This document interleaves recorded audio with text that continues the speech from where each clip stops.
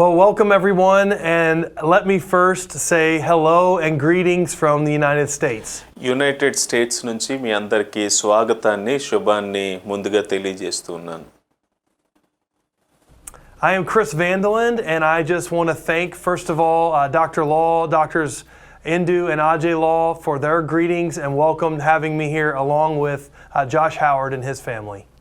ముందుగా డాక్టర్ అజయ్ లాల్ గారికి, డాక్టర్ ఇందు లాల్ గారికి, జాష్ హావర్డ్ కుటుంబానికి నన్ను ఆహ్వానించినందుకు, నాకు ఈ అవకాశం ఇచ్చినందుకు నా వందనాలను ప్రత్యేకంగా తెలియజేస్తున్నాను.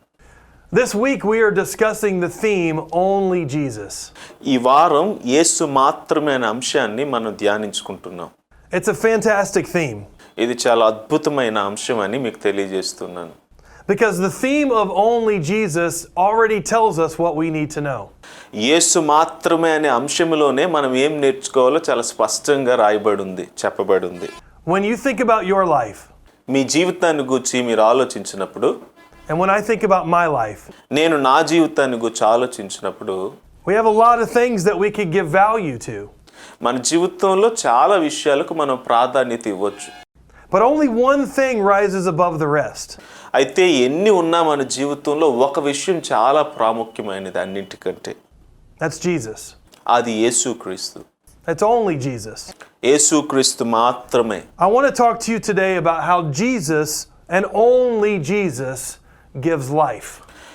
ఈరోజు యేసు మాత్రమే ఎలా జీవాన్ని ఇవ్వబోతూ ఉన్నాడో మీ మధ్య నేను మాట్లాడాలని ఇష్టపడుతున్నాను. For all of my life I have loved to eat fruit. నా జీవితం అంతట్లో కూడాను నేను పండ్లు తినటానికి చాలా ప్రాధాన్యత ఇస్తాను. నాకు చాలా ఇష్టం. I love all kinds of different fruit. నాకు చాలా రకాలైన పండ్లు చాలా ఇష్టం. I love apples and oranges. నాకు యాపిల్స్, ఆరెంజెస్ చాలా ఇష్టం. I love mangoes. నాకు మ్యాంగోస్ అంటే చాలా ఇష్టం. I love bananas. నాకు బనానాస్ అంటే చాలా I ఇష్టం. love blueberries and raspberries. Blueberries, raspberries అంటే నాకు చాలా I ఇష్టం. love some of the fruits that I've eaten all across the world. ప్రపంచవ్యాప్తంగా ఉన్న వేరు వేరు ఫలాల్ని నేను తిన్నాను నా జీవితంలో. I also love grapes. నాకు ద్రాక్ష పళ్ళు అంటే ఇంకా చాలా ఇష్టం. Grapes are one of the best fruits. ద్రాక్ష పళ్ళు పళ్ళలో చాలా అద్భుతమైన పళ్ళు. Grapes are so sweet. అవి చాలా మధురంగా ఉంటాయి. Grapes can be eaten as a snack. ద్రాక్ష పండ్లని మనం పలహారంగా తీసుకోవచ్చు. Grapes can be eaten as a meal. ద్రాక్ష పండ్లని భోజనంగా కూడా మనం తీసుకోవచ్చు. Not too long ago, a few years ago, I was given some of the best grapes I've ever eaten. నా జీవితంలో ఎప్పుడు తినని మధురమైన ద్రాక్ష పండ్లను నేను ఒకసారి నాకు ఇవ్వటం జరిగింది, నేను తినటం కూడా జరిగింది.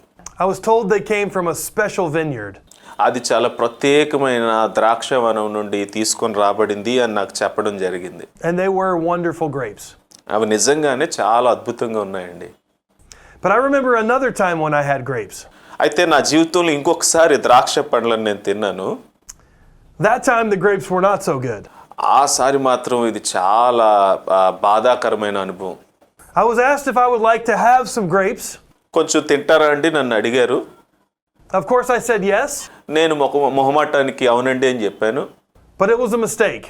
కానీ అది నిజంగా తప్పిదం జరిగింది ఆ రోజు. You see, that time the grapes had been disconnected from the vine. జరిగింది ఏంటంటే ద్రాక్షవల్లి నుండి ఆ ద్రాక్ష పండ్లను తీసేసి, and they had set for some time in the sun. వాటిని ఎండలో కొంతకాలం విడిచిపెట్టేశారు.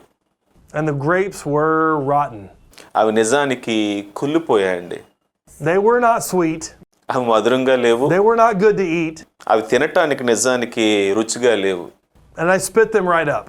నేను తిరగానే వాటిని ఉమ్మివేయటం జరిగింది. As much as I like grapes, నాకు నిజంగా ద్రాక్ష పండ్లు అంటే చాలా ఇష్టం. nobody wants to eat rotten grapes. అయితే పాడైపోయిన పండ్లు ఎవరు తినాలనుకుంటారు చెప్పండి? When Jesus was on earth and speaking to the crowds, యేసు ప్రభు కూడాను ఈ భూమి మీద తన శిష్యులకు బోధిస్తూ ఉన్నప్పుడు, he was speaking to people in the nation of Israel. ఆయన ఇశ్రాయేలు ప్రాంతములో ఆయన తన శిష్యులకు బోధిస్తూ ఉన్నప్పుడు, grapes are a major part of life in Israel. ఇశ్రాయేలు వారి జీవితంలో ద్రాక్ష పండ్లు అనేవి చాలా ప్రాముఖ్యమైన భాగం అండి. The landscape or the background in all of Israel is covered with vines. ఇశ్రాయేలు భూభాగం అంతా కూడాను ద్రాక్ష వనాలతో నిండిపోయిందండి నిజానికి. There are specific parts of Israel that are some of the best vineyards in the whole world. ఇస్రాయేలు ప్రాంతంలో కొన్ని భాగాల్లో పండే ద్రాక్ష పండ్లు ప్రపంచవ్యాప్తంగా చాలా గొప్ప ద్రాక్ష పండ్లు పండించే వనాలండి. It's been said that in Israel you could find wild grapes growing all across the countryside in the first century. ఇశ్రాయేలు ప్రాంతంలో వారు పండించకుండానే అడవి ద్రాక్షలు ఎక్కడ పడితే అక్కడే పండే అంత అద్భుతమైన ప్రదేశం అది. Similar to any other vineyard, you would see the vines coming out of the ground and expanding out across the land.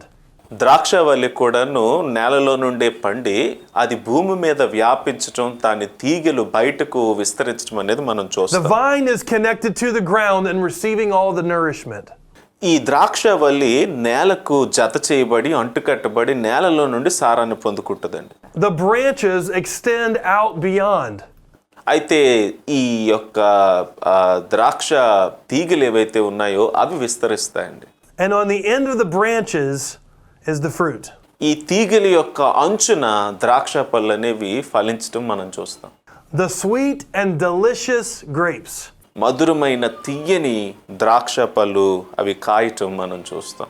They are fed by the branches. ఈ ద్రాక్ష పండ్లు ఈ తీగల నుండి పోషింపబడతాయి. And the branches are fed by the vine. తీగలు ద్రాక్ష వల్లి నుండి పోషింపబడతాయి.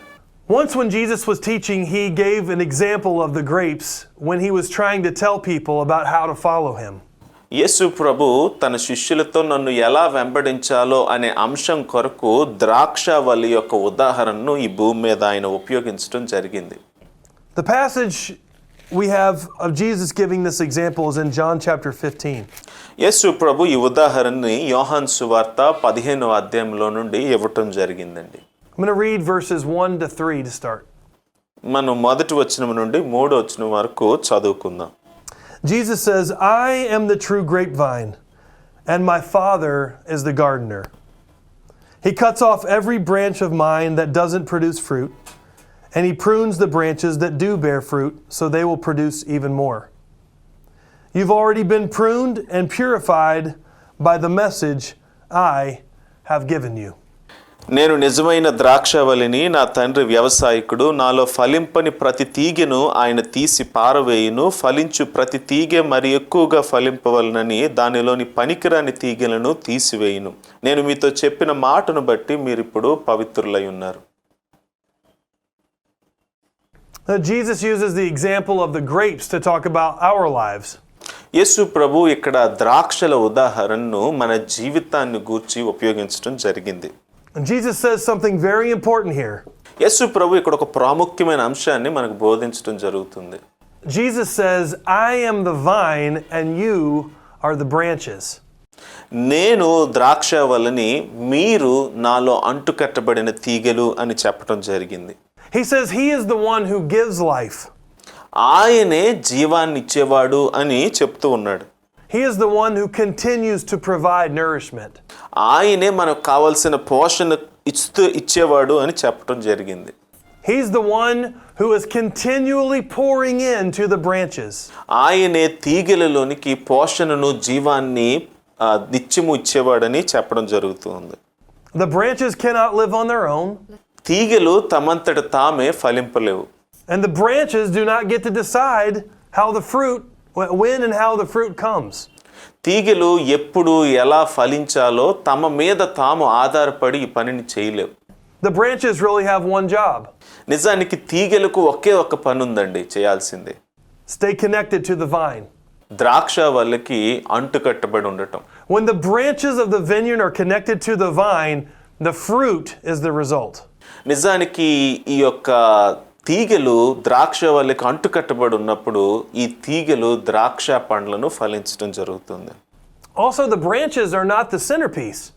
నిజానికి తీగలు అనేవి ద్రాక్షవల్లిలో ప్రాముఖ్యమైనది కాదు.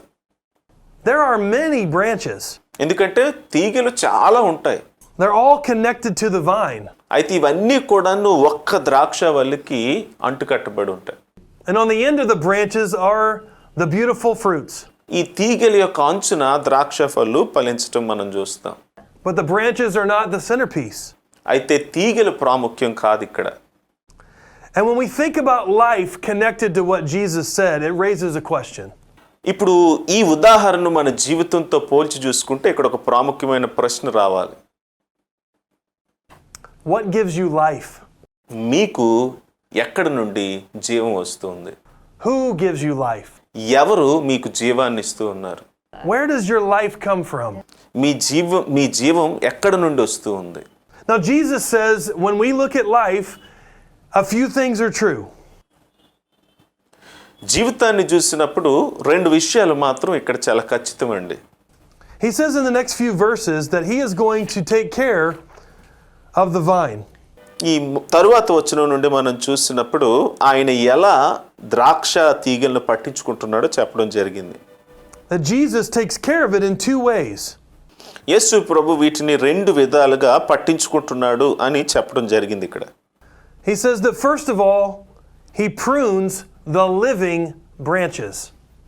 మొదటిగా జీవము కలిగిన తీగలను ఆయన సవరిస్తూ ఉన్నాడు అని మనం చూడగలం. He also removes the dead branches. అలాగే ఫలింపని చనిపోయిన తీగలను ఆయన తీసివేయటం ద్వారా ఈ తీగలను పట్టించుకుంటున్నాడు. Now those are two very important things that happen in life. ఇవి జీవితంలో కూడా రెండు ప్రాముఖ్యంగా జరిగే సంఘటనలండి. There's no way around it. The pruning must happen. సరిచేయబట్టం అనేది ఖచ్చితంగా మన జీవితంలో కూడా జరగాల్సిన విషయం. The pruning is important. సరిచేయబట్టం చాలా ప్రాముఖ్యం కూడా. If you're trying to grow a plant, you must take away some of the branches. మీరు ఒక మొక్కను పెంచినా కూడాను కొన్నిసార్లు కొన్ని ఆ తీగలను కట్ చేయటం చాలా అవసరం అండి. God needs to trim the branches. దేవుడు కూడాను తీగలను సరిచేయటం అనేది చాలా అవసరం. Sometimes there are areas of our lives that he needs to cut out. మన జీవితంలో కూడా కొన్ని విషయాలను దేవుడు సరిచేయటం అనేది మనం చూడగలం, చాలా అవసరం కూడా. Sometimes there are things in our lives that keep us from bearing fruit. కొన్నిసార్లు మన జీవితంలో కొన్ని విషయాలు ఫలించకుండా మనల్ని చేస్తూ ఉన్నాయి. And God is the vine. యేసు క్రీస్తు ద్రాక్షవల్లి. Jesus is in the business of pruning our branches. దేవుడు ఈ తీగలను సరిచేసే పనిలో ఉన్నాడు అని ఇక్కడ వాక్యం సెలవిస్తుంది. But Jesus says that God has another job as the gardener. అలాగే దేవుడు ఒక వ్యవసాయకుడిగా ఇంకొక పని కూడా చేస్తూ ఉన్నాడు ఇక్కడ. He's also removing the dead branches.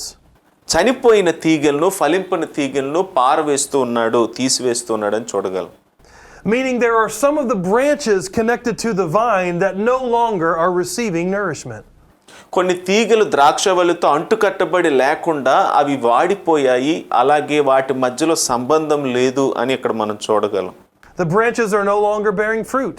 కాబట్టే ఈ తీగలు ఫలాన్ని ఇవ్వటం లేదు. The branches are not really connected to the life source. జీవాన్నిచ్చే ద్రాక్షవల్లికి ఈ తీగలు జత చేయబడలేదు, అంటుకట్టబడి ఉండలేదు. And the gardener's job is to remove those branches. ఇప్పుడు వ్యవసాయకుని పని ఏంటి అనంటే ఈ అంటుకట్టబడని తీగలను తీసి పారవేయటం. And if we are branches, మనం తీగలమైతే I wonder how you look at your life. మన జీవితాన్ని, మీ జీవితాన్ని ఎలా చూస్తున్నారో. As we talk about Jesus this week, ask yourself this question. యేసు ప్రభుని గురించి మాట్లాడుకుంటున్న మనం ఈ ప్రశ్న ఖచ్చితంగా ఈరోజు అడగాలి. What is Jesus trying to do in your life? యేసు ప్రభు మీ జీవితంలో ఏం చేయాలని ఆశపడుతున్నాడు? Are there parts of your life that he needs to prune? మీ జీవితంలో సరిచేయాల్సిన విషయాలను ఆయన సరిచేస్తూ ఉన్నాడా? Things that need to be changed so you can live for him. ఆయన కొరకు మీరు జీవించినట్లుగా మార్చాల్సిన విషయాలను మారుస్తూ ఉన్నాడా? Or are you going to live your life rejecting the life source of Jesus? లేకపోతే యేసు ప్రభు జీవాధారమై ఉండగా ఆయన నుంచి మిమ్మల్ని మీరు దూరం చేసుకుంటున్నారు. Even when the vine tries to pour life into you, ద్రాక్షవల్లి తన జీవాన్ని తీగల్లోనికి పోస్తూ ఉండగా you won't receive it. నీకు వద్దు అంటున్నావా? And as a result, దానికి ఫలితంగా you won't bear fruit. మీరు ఫలించలేరు. Jesus continues in verse 4 as in his teaching. యేసు ప్రభు 4వ వచనం నుండి ఇలా చెప్తూ ఉన్నాడు. He says, "Remain in me and I will remain in you. For a branch cannot produce fruit if it is severed from the vine, and you cannot be fruitful unless you remain in me. 4వ వచనంలో ఇలా రాయబడింది, నా యందు నిలిచియుండుడి, మీ యందు నేనును నిలిచియుందును. తీగ ద్రాక్షవల్లిలో నిలిచియుంటేనే గాని తనంతట తానే ఎలాగు ఫలింపదో, అలాగే నా యందు నిలిచియుంటేనే గాని మీరు ఫలింపరు. Yes, I am the vine and you are the branches. Those who remain in me and I in them will produce much fruit. For apart from me you can do nothing. Anyone who does not remain in me is thrown away like a useless branch and withers. Such branches are gathered into a pile to be burned. But if you remain in me, and my word remains in you, you may ask for anything you want and it will be granted. And when you produce much fruit, you are my true disciples. This brings great glory to my Father. ద్రాక్షవల్లిని నేను, తీగెలు మీరు. ఎవడు నా యందు నిలిచియుండునో, నేనెవని యందు నిలిచియుందునో వాడు బహుగా ఫలించును. నాకు వేరుగా ఉండి మీరేమియో చేయలేరు. ఎవడైనను నా యందు నిలిచియుండని ఎడల వాడు తీగెవలే బయట పారవేయబడి ఎండిపోవును. మనుష్యులు అట్టి వాటిని పోగు చేసి అగ్నిలో పారవేతురు, అవి కాలిపోవును. నా యందు మీరును మీ యందు నా మాటలను నిలిచియుండిన ఎడల మీకేది ఇష్టమో అడుగుడి, అది మీకు అనుగ్రహింపబడును. మీరు బహుగా ఫలించుట వలన నా తండ్రి మహిమపరచబడును. ఇందువలన మీరు నా శిష్యులగుదురు. He says, remain in me. ఆయన చెప్తూ ఉన్నాడు, నా యందు నిలిచియుండుడి అని. Stay connected to me. నాతో అంటుకట్టబడి ఉండండి అని చెప్తూ ఉన్నాడు. Remaining is staying in. నిలిచి ఉండటం అంటే ఆయనతో ఉండటం, ఆయనలో ఉండటం. When you think about grapevines, when the branches are removed, the life cycle ends. ద్రాక్షను గురించి మనం మాట్లాడినప్పుడు తీగెలు ద్రాక్షవల్లికి వేరైతే వాటి జీవిత చక్రమే ముగిసిపోతూ ఉంది. See friends, Jesus is not just an idea. చూడండి స్నేహితులారా, యేసు ప్రభు కేవలం ఒక ఆలోచన కాదు. Jesus is not just something we should think about. యేసు ప్రభు కేవలం ఆలోచించడానికి కాదు. Jesus is not just a person who lived many years ago. యేసు ప్రభు కేవలం చరిత్రలో బ్రతికి చనిపోయిన ఒక వ్యక్తి Jesus కాదు. is so much more.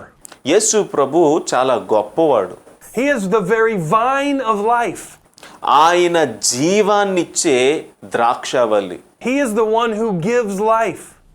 ఆయనే జీవాన్ని మనకు ప్రసాదించేవాడు. And it is only through Jesus can we truly find life.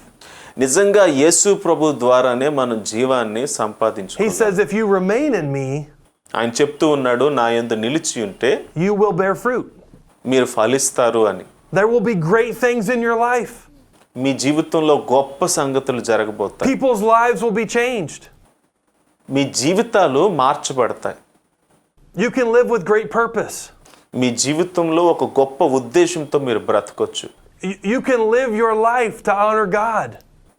దేవుని ఆధీనంలో మీ జీవితాన్ని మీరు ఉంచుకోవచ్చండి. You can be filled with joy. మీరు సంతోషంతో ఆనందంతో నింపబడవచ్చు. You can be free in Christ.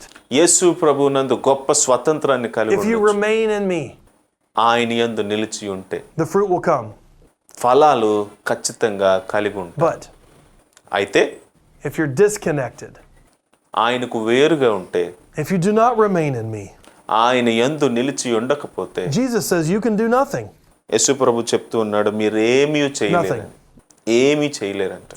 There's nothing we can do మనం ఏమీ చేయలేం outside of Jesus. యేసు ప్రభుకు వేరుగా. Now, of course, we can make decisions. మన జీవితంలో కొన్ని తీర్మానాలు మనం తీసుకోవచ్చు. We can have friends. స్నేహితుల విషయంలో, We can go to work.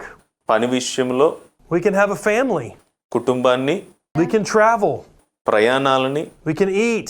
మన భోజనాన్ని, We can sleep. మన నిద్రని. But Jesus makes it very clear. అయితే యేసు ప్రభు ఇక్కడ చాలా స్పష్టంగా ఒక విషయాన్ని చెప్తున్నాడు.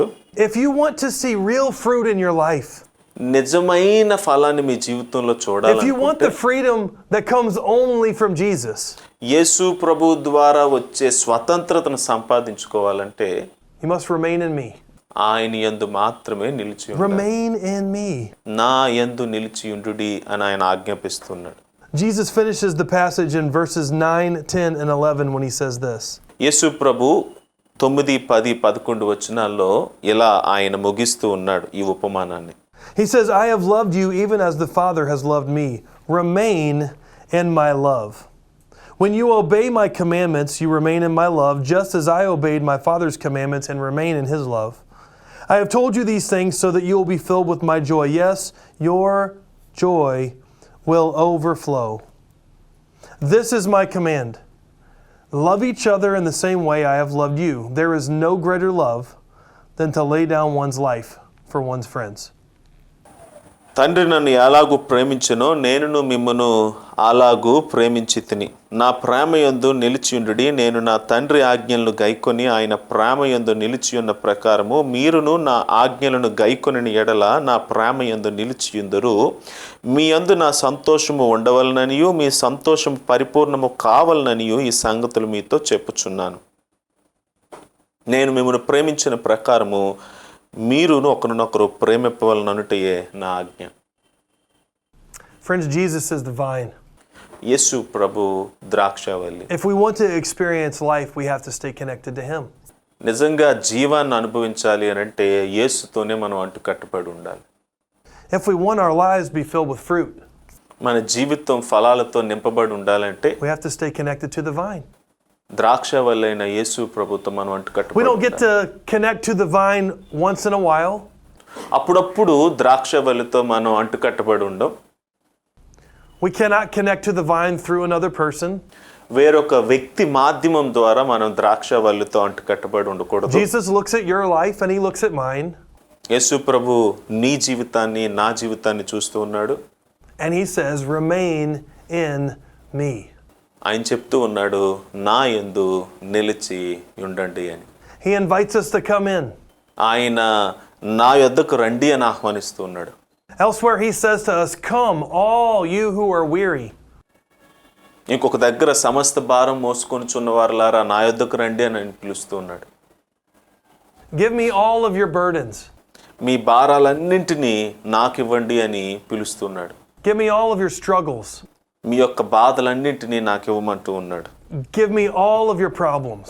మీ సమస్యలన్నింటినీ నాకు ఇవ్వమని అడుగుతూ ఉన్నాడు. Let me carry them. వాటిని నన్ను మొయ్యనివ్వండి అంటూ ఉన్నాడు. Remain in me. నా యందు నిలిచి ఉండండి. I am the vine. నేనే ద్రాక్షవల్లిని. You are the branches. మీరు తీగెలు. And through me, నా ద్వారా you will bear much fruit. మీరు గొప్ప ఫలాలను ఫలిస్తారు. So friends, we have a decision to make. ఈరోజు మనం ఒక తీర్మానాన్ని తీసుకోవాలి. What will we do with Jesus? యేసు ప్రభుతో మనం ఏం What will we చేయబోతున్నాం? do with what Jesus has told us? యేసు ప్రభు చెప్పిన మాటలకు మనం ఏం చేయబోతూ ఉన్నాం? We can search for life in every other place.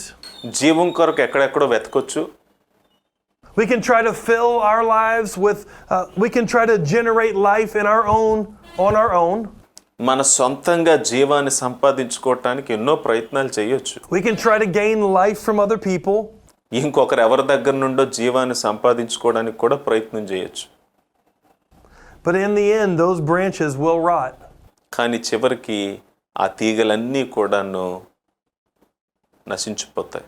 In the end, those branches will not produce fruit.